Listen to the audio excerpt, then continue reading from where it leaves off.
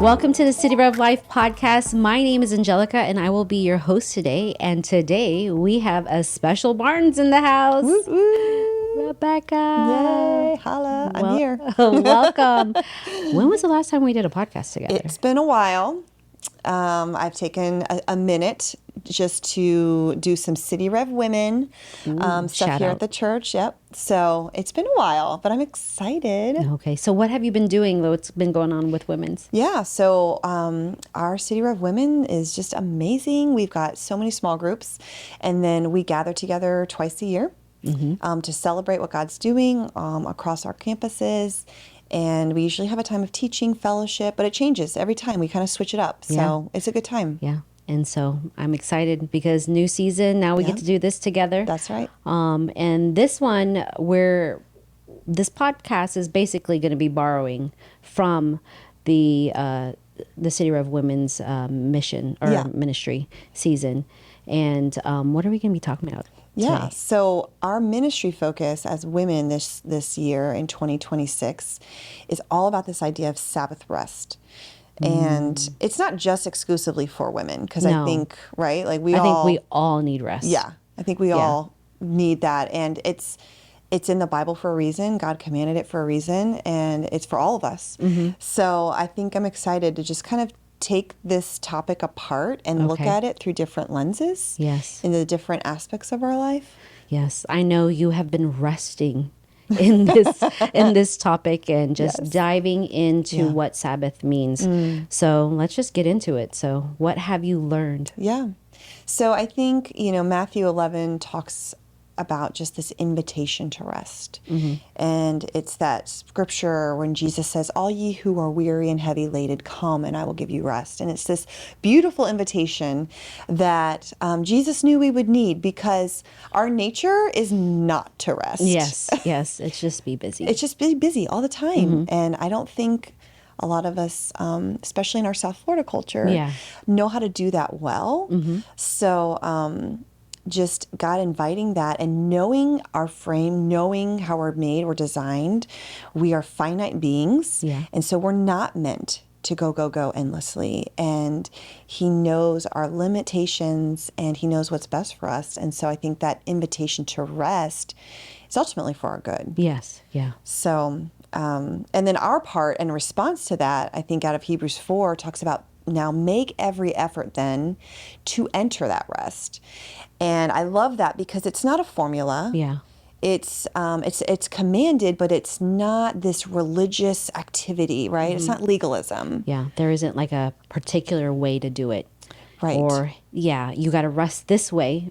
You're not resting right. But I like the word effort. Yes. Because it's like, try. And it isn't where that you could do it right or wrong in a case of Sabbath. Yeah. Just kind of, sometimes it is a journey between you and the Lord. And I think just knowing too that there are going to be seasons where rest is going to look different. There's seasons that are notoriously known for being super busy. Being a mom of an infant, you don't even know when you're going to sleep next, let alone when you're going to insert Sabbath rest. And so sometimes you have to find pockets of time, right, to enter that rest. Maybe you're reading a devotion on your phone while you're rocking that baby, or you're in a startup company and those first 2 years are really intense. Yeah. And you just know, like, and you tell your family, these first couple of years, this is what it's going to be like. But there's boundaries around that too. We don't just endlessly go. We know that there's going to be start and stopping times and seasons. And so rest in those seasons might look differently than when you maybe are first married, or first or things are stable, I guess, in your career and you're not moving around anymore, or you're in retirement. Maybe things will look differently. So I like that it's making the effort. The discipline's there because our trajectory in life is towards chaos. Yes. Sin has entered this world, and so things like rest and order are not going to just happen naturally. It's not like I'm just going to wake up and be like, oh, rest has just come upon me, and it's just inserted in my day, in my calendar without Kind me. of like a Disney princess movie. Like, oh, everything's just done for me. How magical. Yes. There's no birds making my bed. Right. Yeah, But that's right. So it is an effort and it is a discipline, but delighting in that effort and that discipline, I think we'll see as we unlock it, really has this eternal benefit, this spiritual benefit that God's designed for us to go through life with. yeah. So what is rest? Because I know there are some people, they think Sabbath. When you say the word Sabbath, they're like, that's a church thing. I think that's for pastors, right? Yeah. But then when we say Sabbath rest, Yeah. try to say that over and over again, Sabbath rest, then there's that invitation or that idea of rest. Okay, Sabbath and rest. So it's Yeah. something that comes together. Yeah. I've talked to people about, hey, this ministry focus, our title is At Rest, and people immediately think vacations. Right, right. Yeah, and I think rest and Sabbath can overlap in those ways. But I think Sabbath rest is at its center very, very spiritual. And so I think, and it is a command. Yeah. It's not just a suggestion. And I think we forget that. Like it's commanded, but it's also commanded for our good. It's not a commandment that's meant to be a heavy yoke or to be a legalistic activity or a legalistic non-activity. It's meant for our good. And so I think I've heard in the past, like, oh, that's for the Old Testament only. That doesn't really apply now that we're in the New Testament. Or, a lot of times we think we're the exception to rest. Like, oh, yeah. Others need that, but I'm good. Or I just need a couple hours here or there, but then I can, integrate my work into my rhythm still. And so we think we're the exception. Or we think that Sabbath is kind of boring. Yeah. Like, well, what do you do on Sabbath rest? Yeah, you do nothing. And when you do nothing, then it's boring, and so you avoid it. So I think about like standing in an elevator and it's going up. No one does nothing. They're either on their phone or trying to talk to you because they can't not do anything. Yeah, right. It's kind of scary. It is. Yeah, it can be uncomfortable. Just sitting in just the rest of just looking at a sunset or enjoying your backyard or your lake, and just resting in just the moment in creation. So I think those are sometimes a lot of the things that we associate with Sabbath rest. And again, it's not like it can't overlap with some of those things. I do think it's still very much a part of what God's design is for us even today. Yeah. On this side of the cross, I mean, the Lord describes himself as the Lord of the Sabbath. Lord's like, I'm all about the Sabbath. I'm all about resting and being recharged and refreshed. I mean, he's inviting us to be in that fullness, that shalom, whole person being at rest. So he's definitely inviting us into that. But it's not just stopping and ceasing work. And I think that's an important part of it. But if we look at the design of Sabbath and where it first really kind of peeks its head into Scripture, it's all the way back in Genesis 2. Okay. And that is actually even before the fall. And so we read about the creation account. We read about, and on the seventh day, God created a day of rest, and he rested. And I think we hear that and we're like, yeah, we impose kind of our human finite definitions of that. We say, yeah, he rested because he just created the world. But it's not because God was tired. Yeah. Yeah. He didn't need it. He doesn't need it from getting tired. He's not ceasing his work because, man, I could really use a minute to sit on the couch and just do nothing for a minute. God doesn't need that. And so why would God put that in there even before the fall of man? Why would he model that for us? And so I think that's an important question and raises our curiosity. What does that tell us about God? Yeah. And so I think it tells us two things. One, it tells us about the nature of God, that when God created and then rested, he punctuated all of creation with a Sabbath rest. The seventh day kind of put a boundary around all of creation, and he ended it with this idea of Sabbath. And so what was he doing? Yeah. He was delighting. He was looking back and enjoying his creation, because as we saw in the Genesis account, he created and it was good. Yeah. And it was very good. Yeah. So he was enjoying and delighting in this creation and modeling for us. I think the second thing that he's doing is modeling for us to do that. Yeah. Because woven into the fabric of humanity was our finite being, and he knew you're going to need this. And so much like our creator, he doesn't just command something that he himself doesn't already model or do first. Yeah. And so he wove into the fabric of the universe and to our being this idea of Sabbath rest, that we need parameters, we need limitations, we need rest. And we get to do that from a place of delight, Yeah. not just from a place of being so Yeah. exhausted. Yeah. I love how in day 6, the second half of day 6, God creates Adam and Eve, and then their first full 24 hours is a Sabbath, Yeah. right? Yes. It's so cool. That's beautiful. It's like, okay, before you do anything, delight in this. Yes. Like, and I love that. It's funny. You think of simple things like, this is the Lord. Like, we can go outside and see all the beautiful things that God has created and delight in it. Yeah. But he created everything, and he's looking at it from where his position, I don't know, the heavens of the earth or way even beyond that. And he's looking down and he's like, wow, this is awesome. Yeah. He's taking delight in reflecting and taking a pause to say it is good. Yeah. And even with Adam and Eve starting in their rhythm with a day of rest. Yeah. They're leading from a place of rest.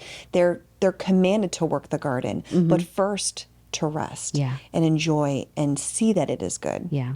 And I love that, because as the Lord is delighting, they're in his presence. Yes. Delighting in what in his presence and what God has created. Yeah. So Sabbath isn't just ceasing, just a vacation. It can certainly involve many of those things, and probably should, especially ceasing.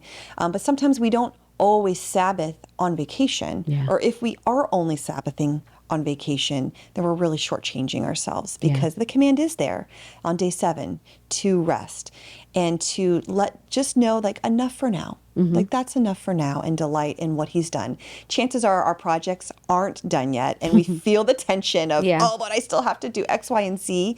But what have you accomplished? What have you been able to do this last week, or in your work, or in your home, and delighting in that, right? That's so good. So then that's what Sabbath is not, all the things that we think. What is exactly Sabbath? Yeah, so kind of picking back off of the Genesis 2 account, but then also just this idea that Sabbath is also margin. It's creating a margin space for room for the Lord to do something there that we might not have otherwise experienced, because we've planned it so tightly.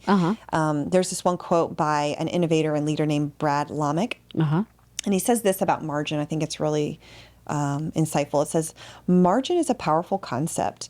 It creates opportunities. For businesses, margin is one of your top priorities. Margin in business creates profits. Margin in family creates memories. Margin in our friendships creates significance and impact. Margin in our lives overall creates options. Options to pursue, to dream, think, pray, relax, meditate, process, grow, and ultimately live life more fully. I love that. I love that. I love that, because there's so many things that you can talk about being at rest, right? Yeah. Being in Sabbath. And we're going to be talking about that, right? And throughout the series, there's a lot of things that we want to be at rest with, right? At rest in our finances, our friendships. Right. I think we're going to do one on inner critic. Yep. Yeah. So. It's this idea that a Sabbath rest impacts every aspect of your life, that creating margin creating space, it brings life and breathes life into all of these spaces. And so when we feel so like stressed out, why aren't all these things operating? It might be because we have no elbow room. Yeah. We have no room to breathe, and God can't insert and inject what he's best at, which is those miraculous works that he does, because we've created no margin for him to work, and we've kept kept such a tight fist on our schedules or on our things, on our friendships, on our expectations, that we have no elbow room to allow the Spirit to work. So this idea of margin, creating Sabbath rest in aspects of our life, I think we'll see how then we can live life to the fullest because we've made room for him. We've made space. We've invited him into that space. And I think over time too, I love this quote that talks about you become what you behold. Oh. And so when we behold the Lord of the Sabbath, we become more at rest. When we behold him as the provider, we become more at rest in our finances. When we behold the friend that sticks closer than a brother, we become the friend that we want to be, and we attract the friendships that we want in our lives, that encourage just our identity in Christ. Yeah. When we behold the Word, Jesus describes himself as the Word in John 1.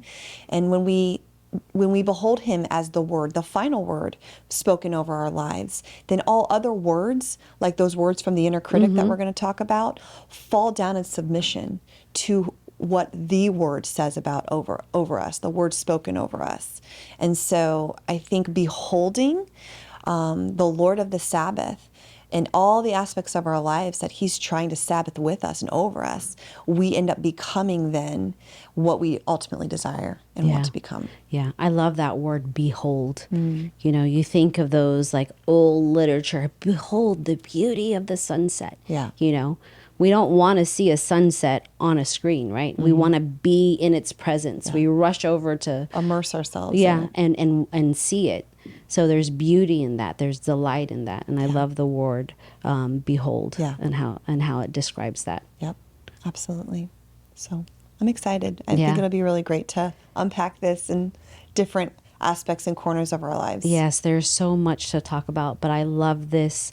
I love this invitation into Sabbath. And for these conversations, it's not just an invitation for women. It's an invitation for everyone, men and women.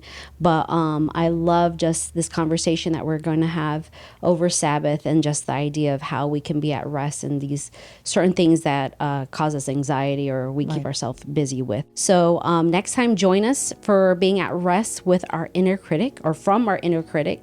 But until then, we'll see you next time here at the City Rev Life podcast.